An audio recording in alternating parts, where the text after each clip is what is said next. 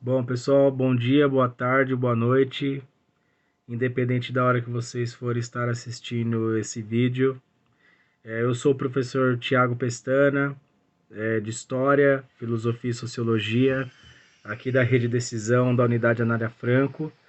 Então, eu estou vindo aqui a convite da minha amiga, a diretora Jaqueline, que respeitosamente fez esse convite para estar tentando auxiliar vocês de alguma forma, passando a revisão do conteúdo de história aqui para vocês do primeiro do ensino médio, beleza? Então, sem mais delongas, vamos lá. Então, aqui ela passou para mim algumas questões que vocês não vão trabalhar sobre, né? Então, eu vou ver se eu me recordo aqui. De qualquer forma, bom, eu passo o conteúdo, vou explicando para vocês. Espero que ajude essas explicações e ao término vocês possam atingir bons resultados nessa avaliação, beleza? Bom, então a primeira cobrança dessa avaliação, dessa P1, analisar então os processos, né, em qual os historiadores eles devem considerar. Então isso, né, eu recomendo aqui a leitura da página 7 do material de vocês, capítulo 1, página 7, livro 1, né? E aí, né, pessoal, o historiador ele é o investigador, né? Então ele usa, de certa maneira, alguns métodos para que ele consiga vir trazendo ao presente as explicações, né, de como que foi que aconteceu determinada coisa no passado e como que ela influencia no presente, ou como que ela é hoje no presente. Então a história é uma ciência, né, que nos ensina a olhar para o passado para entender como que nós chegamos até aqui, tá certo? Então, essa é a primeira cobrança da avaliação, está pautado dentro dessa perspectiva sobre o que é que os historiadores precisam considerar nas suas análises para fazer essa interpretação sobre o passado, sobre o que é a função do historiador. Então ele tem alguns critérios utilizados que ele vai buscar ou te fazer uso desses critérios para entender melhor o que foi que aconteceu no passado para que ele saiba como estão as coisas no presente. Beleza? Recomendando então a leitura da página 7 do livro de vocês. Bom, outra, né, vai estar relacionado sobre uma crítica que se tem, né, daquilo que se chama pré-história.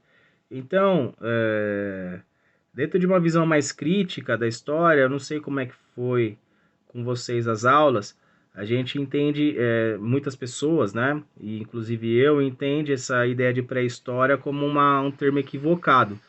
Mas vai continuar caindo nas provas, vai continuar acontecendo esse tipo de linguagem, mas a gente observa de uma maneira crítica, né?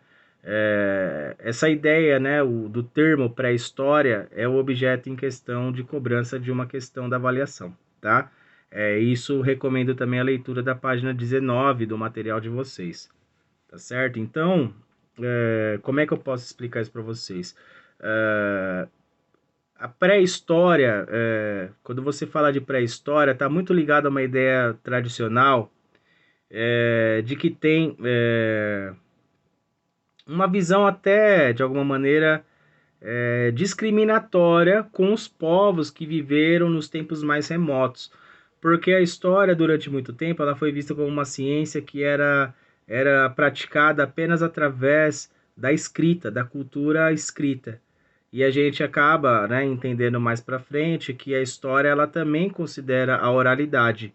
E não só a oralidade, mas também todo o movimento que tem ao redor de uma sociedade na qual, por mais que seja diferente de como é hoje, eu não gosto nem de chamar de primitivo, né?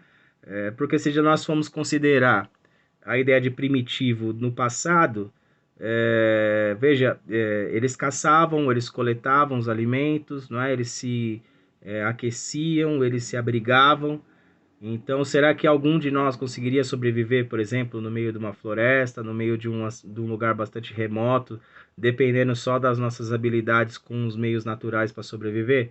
Então, eu acredito que eles não eram tão primitivos assim como eles falam. Então, quando a gente fala de pré-história, eles estão relacionando a um período onde a escrita da história era a única forma de entendimento de validade desse registro histórico.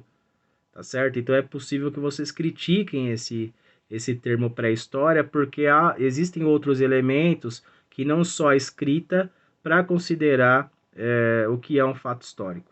Beleza? Reiterando aqui a leitura da página 19. Bom, outra questão aqui, é recomendada a leitura da página 8, e nós vamos discutir aqui uma ideia daquilo que eles chamam de consciência, né? E a consciência, ela é um elemento histórico, tá? E aí, né, a gente consegue entender que através, por exemplo, se você analisar um cenário de Segunda Guerra Mundial, por exemplo, uma consciência histórica nos remete a pensar sobre como que nós, hoje no presente, né, no atual momento, nós podemos evitar que uma outra guerra apareça, surja, né?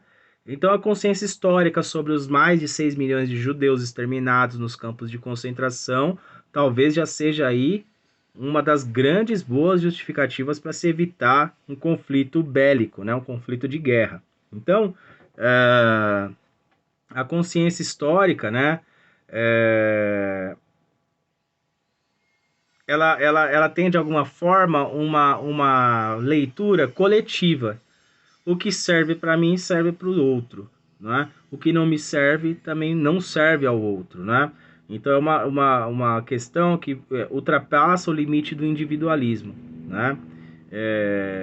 E desculpa que aí a gente vai gravando, vai passando helicóptero, passa avião, é o vizinho que liga uma máquina, é tudo isso, né?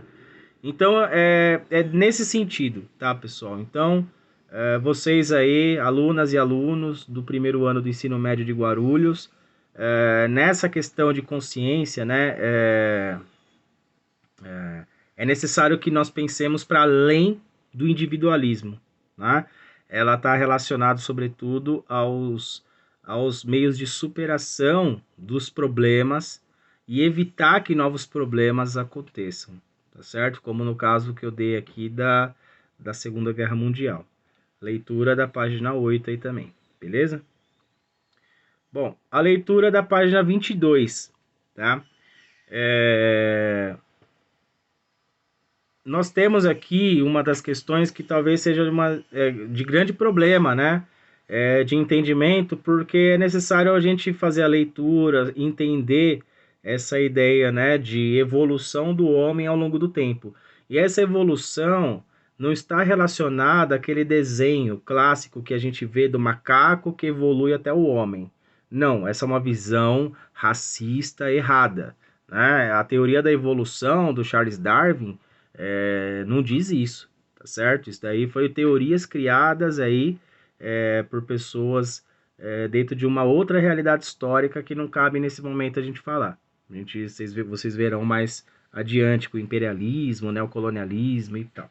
Agora nos interessa aqui a leitura sobre a evolução do Homo sapiens, né? Então, o Homo sapiens, né, ele tem uma característica, né, passa por inúmeras transformações ao longo do tempo, né, evoluções ao longo do tempo, né, a característica humana vai evoluindo ao longo do tempo, e aí uma das principais características que nós temos aqui do Homo sapiens como era do Homo erectus, né, aquele que anda de pé, né, com a coluna ereta, né, a constituição, o equilíbrio, né, de andar sobre duas pernas equilibrado dessa maneira, né, e também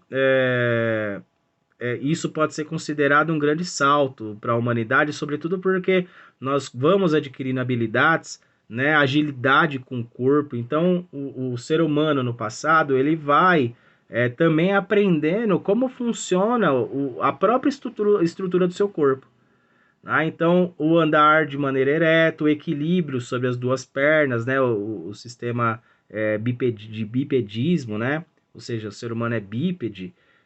Então, ele também vai desenvolvendo habilidades como correr, né? Como nadar, entende? São todas habilidades que ele vai, ao longo do tempo, ele vai se desenvolvendo. Então, as características, uma das principais características do Homo sapiens, né, segundo a leitura também do nosso material aí da página 22, é que o Homo sapiens, ele passa, né, a se constituir com uma postura ereta, né, caminhando sobre duas pernas, e isso vai avançando as suas qualidades para que ele possa se desenvolver mais plenamente. Beleza? Bom, vamos lá. Então aqui, pessoal, puxa, aqui tem uma questão da revolução agrícola. Vou tentar esboçar aqui para vocês, não sei se vai ficar legal aqui o desenho. Desculpa a minha bagunça aqui também, porque eu estou aqui escrevendo a minha tese, eu estou com o livro espalhado pela casa toda.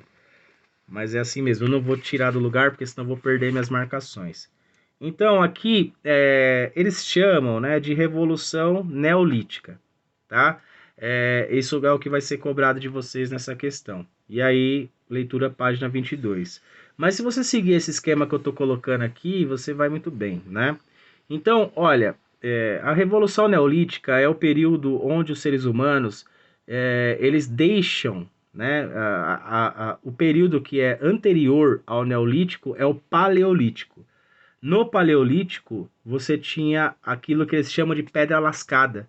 Quando os seres humanos batiam uma pedra na outra, lascando uma pedra na outra, e ali construíam suas ferramentas de caça, né, suas ferramentas de corte, tá?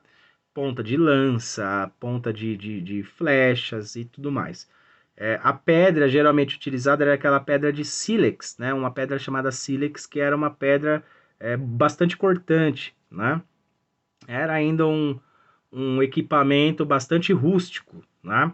Então eles eram caçadores no período paleolítico, coletores e nômades. Então eles migravam de um lugar para o outro sempre em busca de água, alimento e frutas, né? Além dos abrigos e além disso também registrava as suas impressões sobre o que eles observavam muito bem nas cavernas, naquilo que é chamado de arte rupestre.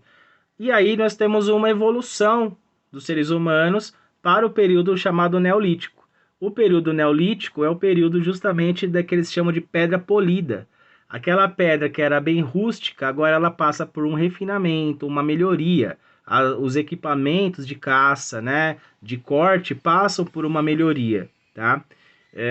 Então o homem ali, né, os seres humanos, eles sabem que precisam de água, as plantas precisam de água e os animais de água. Então, o fator água é muito importante. Então, eu vou fazer um desenho bem simples aqui. Água, certo? Eles deixam de ser nômades e passam a viver uma vida de sedentarismo, ou seja, uma vida sedentária. Então, eles têm aqui o estabelecimento da criação de moradias, tá? Então, eu vou deixar aqui, ó, morada. E também eles percebem que era muito arriscado caçar os animais e muitos dos seus companheiros ali acabavam perecendo, acabavam morrendo numa caça, porque nós estamos falando de animais gigantescos, de períodos remotos, né? Que é aquela linguagem crítica que nós podemos fazer, eles chamam de tempo pré-histórico, tá? Então, um bison, né, que era uma espécie de boi, né, um touro gigante, grosseiro, grotesco, grande, era muito difícil de ser capturado, era muito difícil de ser abatido. Então, quando eles conseguiam, eles, de alguma maneira, eles transportavam esse animal ferido, tratavam desses ferimentos e deixavam eles juntos, né, macho e fêmea, para que eles pudessem se procriar. E aí eles estabeleceram um cercado para a criação dos animais, né? Então aqui eu vou colocar aqui um cercadinho bem simples aqui, ó. Vou colocar aqui animais, certo? A domesticação dos animais. animais. Beleza? E aqui, lógico, né? Chama-se Revolução Agrícola, não é à toa. Então aqui, plantação. Certo? Plantação. Esse era mais ou menos o esqueminha, tá? Então você tem aqui, ó, a moradia, você tem a domesticação dos animais no cercado, a água, que serve tanto para eles, os seres humanos, quanto para os animais, e a plantação. Evidente que eles não vão deixar de coletar frutos, porque nem tudo você tem no quintal de casa. Mas esse, né, quintal de casa que eu falo de modo geral, né, como a gente pode chamar o estabelecimento disso. Isso é uma revolução, porque eles deixam uma vida nômade e passam a ser sedentários. É como nós vivemos hoje, o modo de vida sedentário. Então, aqui nessa questão, pessoal, eu estou explicando para vocês para que vocês também não fiquem perdidos na leitura da página, tá? Para situar vocês aí de alguma maneira, de uma maneira facilitadora. Então, a revolução agrícola, né, como principais características, é que a gente tem os seres humanos, eles saem de uma condição nômade, caçadora e coletora, e passam agora a domesticar os animais e a desenvolver, sobretudo, a agricultura, tendo moradia fixa. Beleza? Então, quando vocês forem efetuar a leitura, leiam se atentando a isso que eu estou explicando para vocês, beleza? Bom, aqui outra questão, leitura da página 12, tá? Aí a gente trabalha muito na história a questão, né, de a relação entre história, a memória e a cidadania, né? Então, isso, né, a gente sabe que ocorre de uma maneira onde o conhecimento histórico ele é capaz de nos permite, né, os conhecimentos históricos, a organização de uma memória individual ou coletiva, tá? E esse conhecimento histórico que preserva essa memória, esses acontecimentos do passado, né? Essas ações que a gente vê no presente. Veja, por exemplo, aí a guerra de Rússia e Crimeia, né? Aquela discussão toda de um tá certo, tá errado. Fica uma dica, né? Numa guerra não existem vencedores, beleza? Então, o conhecimento histórico, ele busca, então, preservar essa memória social, que é uma memória coletiva e individual também, né? E tudo isso está dentro de processos históricos, tá? E isso acaba, de alguma maneira, reforçando, né, fortalecendo as nossas práticas de cidadania. Você não quer cometer os mesmos erros que cometeram no passado. E você quer se tornar cada vez uma pessoa melhor do que foram ontem, tá? Então, isso está relacionado à construção de um modelo de cidadania, assim como uma luta política, né? De diferentes grupos do presente. E essa luta política, pessoal, não significa político de partidária, tá? O fato de vocês estarem ouvindo essa aula também é um exercício político. É o exercício democrático de direito que vocês têm à educação. Beleza? Então, atentem-se a essa explicação, né? Buscando a leitura da página 12 e a relação entre história, memória e cidadania. Beleza? Deixa eu ver. Bom, eu vou passar batido entre todas, pessoal, é porque eu não me recordo agora quais que foram que a diretora Jaqueline passou, mas então eu vou até o final e se vocês quiserem responder para testar os seus conhecimentos sobre, fiquem à vontade, tá? Eu não sei se até lá vocês já vão estar com uma outra pessoa para auxiliar, mas caso a professora Jaqueline precise, eu me coloco à disposição de fazer a correção da avaliação de vocês, beleza? Então vamos lá. Então aqui é a leitura da página 7, né? Então está relacionado ao texto que trata sobre a permanência e ruptura histórica, tá? Veja, nós tivemos um exemplo, né? Nós tivemos um tempo no Brasil, quase 400 anos de escravidão. Esse período de escravidão acabou, Então, é uma ruptura de um sistema que era normalizado politicamente, inclusive, e aí aqui é político mesmo no sentido de uma administração política da monarquia portuguesa no Brasil, que legitimava a escravidão como algo legal, né?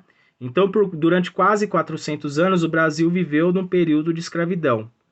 Isso é um exemplo de permanência, né? De permanência, não é uma longa duração, quase 400 anos de escravidão. E aí o exemplo da ruptura histórica é justamente quando tem a abolição da escravidão e já é proibida a escravidão no Brasil, né? Só que, contudo, mesmo com essa ruptura histórica que colocava o fim da escravidão no Brasil, houve uma permanência de um sentimento de superioridade branca europeia naquilo que hoje nós chamamos de racismo. Perfeito? Então, mesmo que nós tivemos um período de permanência de uma escravidão, um processo de longa duração, na sequência nós tivemos a ruptura com a abolição da escravidão e a proibição do tráfico de pessoas escravizadas. E na sequência dessa ruptura, a permanência volta, mas não com a mão de obra escravizada, e sim com os efeitos da escravidão. A ideia de superioridade branca em relação ao negro africano, agora recém-liberto, que ficou cada vez mais marginalizado porque não tinha onde trabalhar, e a memória do tempo da escravidão trouxe para eles e elas, né, marcas quase que irreversíveis, né? Eu falo quase que porque não fosse o exemplo de luta e garra contra a escravidão, né? A gente não teria mudanças significativas na nossa história do Brasil e também nós não conseguiríamos, né, manter o espaço escolar, uma discussão histórica do período colonial que fosse combativa ao racismo, porque é uma consequência, né, dessa história de longa duração de escravidão no Brasil. Beleza? Então atente ao que eu expliquei aqui, fazendo a leitura da página 7 também. Beleza? A questão 8 tá colocando a ideia de poder, né, que vocês, né, a leitura da página 40 e 41, a ligação de poder, né, político do faraó do Egito Antigo. Então, pessoal, vocês sabem bem que já devem ter aprendido com o professor de vocês, né, ou com a professora que vocês tiveram já, que o faraó, além de ser um chefe político, ele também era considerado um deus. Então, ele tinha, além das funções administrativas do Egito, no sentido de ser o dono de todas as coisas, uma característica divina também. E era o chefe do exército, né? Lideravam as tropas na guerra, né? Preservava o seu espaço territorial, preservavam as fronteiras para evitar ataques inimigos, né? Bom, e ele, né, era o poder soberano, então tão logo ele iniciava o seu mandato como faraó, já iniciava o processo de construção da sua pirâmide, que seria o seu túmulo, não é? Onde colocariam as suas riquezas e o seu corpo, né, na crença deles, até que ele voltasse e governasse novamente do pós-morte. Ninguém voltou para governar, né? Não sei quando a gente assistiu o filme da Múmia lá e eles voltaram mesmo. Beleza? Na Uma Noite no Museu, né? Coisas assim. Beleza? Então é isso, né? O legado que eles deixaram para nós, né? As suntuosas construções. Construções essas que também merecem um destaque para os povos egípcios, que são povos no continente africano. Parece e há um esforço tremendo para silenciar essas contribuições dos povos africanos. O próprio History, né, o canal lá da TV fechada, chega a fazer programas falando que as construções das pirâmides são obras alienígenas. Isso tudo para não dizer que foi ciência, tecnologia africana no Egito Antigo. Beleza? Então, retomando, com isso que eu expliquei, Leiam lá 40 e 41, considerando o que eu estou falando para vocês, explicando. Bom, esse daqui está relacionado à página 36, tá? E está relacionado muito à importância dos rios, né? A importância do estado e dos rios, né? Para todo o desenvolvimento da civilização antiga.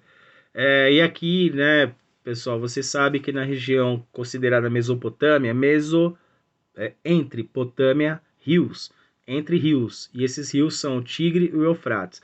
Como eu falei para vocês lá no Neolítico, onde há água, há vida. Nós precisamos de água, os animais, as plantas, né? Então, tanto na Mesopotâmia, quanto no Egito, né? Como na China, no Rio Amarelo e Rio Azul, né? O rio é de suma importância, como no Brasil também, não é? O Brasil é riquíssimo em água doce, então a água é vida. Então, assim, o rio ele é o principal elemento de sobrevivência de todas as espécies, né? Seres humanos e da biota. Biota é fauna e flora, tá, pessoal? É uma palavra que significa fauna e flora ao mesmo tempo. Então, claro que você vai ter uma organização dessa sociedade onde vai ter o chefe de Estado que vai defender os interesses seus e o interesse do seu grupo, né? Então, quando a gente fala disso, né, o Estado, né, ele era o detentor desses meios de produção. O que produziam nessas terras era do Estado, né? Porque as terras eram desse Estado, né? E eram utilizados pelos povos, né?